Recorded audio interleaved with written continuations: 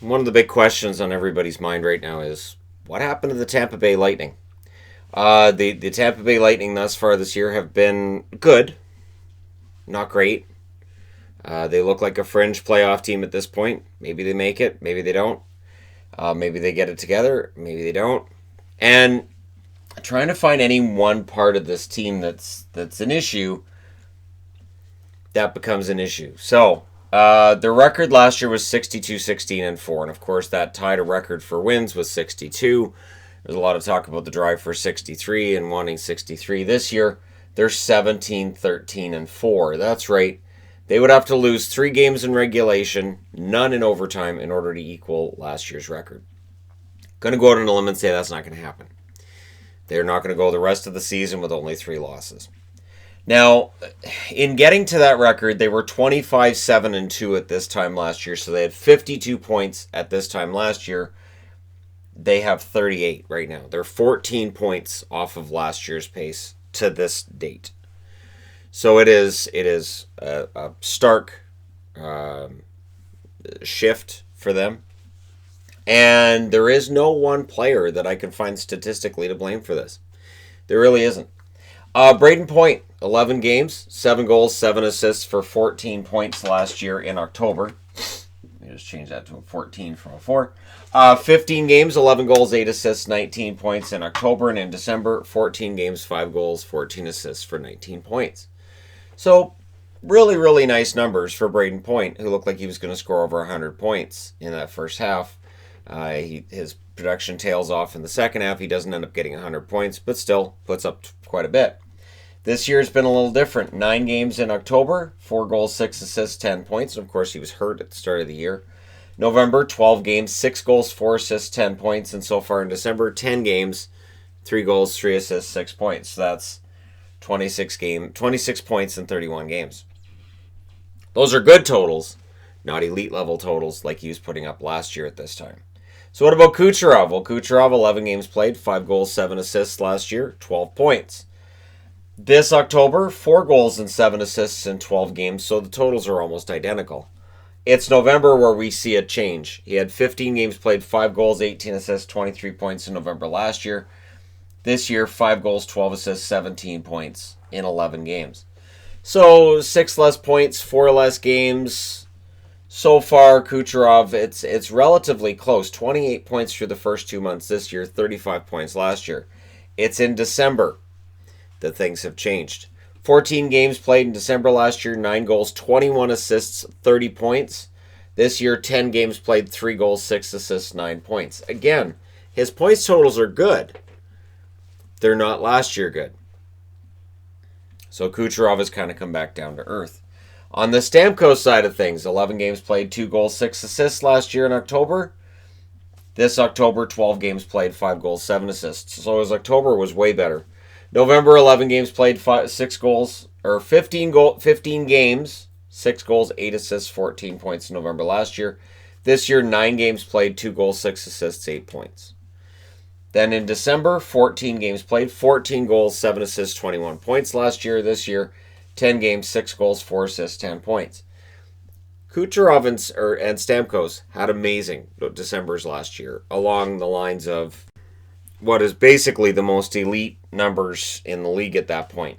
And it is a big part of the reason why they won 18 out of 21 from November 21st to January 3rd. This year, they've won 3 straight twice. So, again, the wins are there, just not the same. Now, I've seen people mentioning JT Miller. Maybe they miss JT Miller. Do they miss JT Miller more than they thought they might? I don't think so. Miller last year in October, he had 11 games played, 3 goals, 7 assists. Very good start to the season, and it tails off after that. 15 games played, 2 goals, 7 assists in November. December, 2 goals and 5 assists in 12 games. By the time December rolls around, he's getting about 13 minutes a game.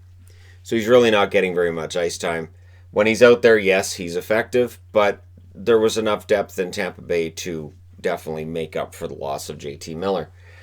Goals for last year, 325. That was first in the NHL. 222 goals against, which was fifth.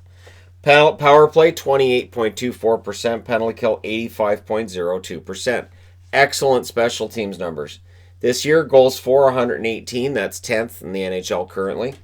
Goals against 110, that's 13th also. 28.07% power play, 80.73% penalty kill. The penalty kills dropped by about 4.2%. The power play is right about the same. So it's got to be 5-on-5 they're not scoring goals like they did last year. Now, Vasilevsky also stands out because last year in October he was 6-1-1 with a .935 save percentage. In November, a month that he missed a bunch of time and Demang had to step in and played really well. Demang was 21-5 last year for Tampa. 3-2 record in November for Vasilevsky with a .915 save percentage. In December, he's 6-0-1 with a .917 save percentage. This year, it's not the same story. 5-3 in October with a .910 save percentage. 4-4-1 in November with a .902 save percentage. December, 5-2-1 with a .904 save percentage. So Vasilevsky's numbers in general have tailed off. Now, let's talk about exits. Last year, players who played for them last year that are gone this year. Stralman, he only played 47 games last year. So, yes, losing Anton Stralman kind of hurts. He went to Florida, but he didn't play more than half the season last year anyways. JT Miller, I've already pointed out how JT Miller's numbers can be made up for by other guys in the organization. Dan Girardi played 62 games on that blue line. Of course, retired over the summer. And Adam Ernie, a good depth player, goes to Detroit with Steve Yzerman. And maybe they missed some of that grit, but Ernie didn't play the full season with them either. So some other numbers and some other players. Yanni Gourde, 22 goals, 26 assists for 48 points for the Tampa Bay Lightning. Last year. This year, 34 games played, 6 goals, 11 assists, 17 points. So his goals are down. His goals are down a lot. And that's telling because all these other guys aren't performing as well either, including Vasilevsky's numbers are down. Johnson, 29 goals, 18 assists, 47 points from last year. This year in 30 games, 7 goals, 8 assists, 15 points. So again, the overall numbers are down for Johnson from where they were last year. He's on pace for about probably 15, 16, 17 goals, but that's down from 29. And when you've got all these other guys who their numbers are down, it all adds up. McDonagh last year, 9 goals, 37 assists, 46 points. Ryan McDonagh early last year, there was talk about him being a Norris Trophy candidate.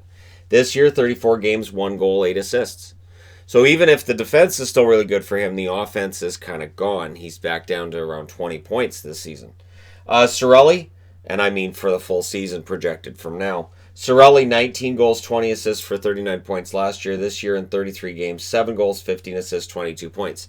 Cirelli's actually performing better from an offensive standpoint than he did last year, but not at such a clip that it can make up for all of the other offense they're not getting.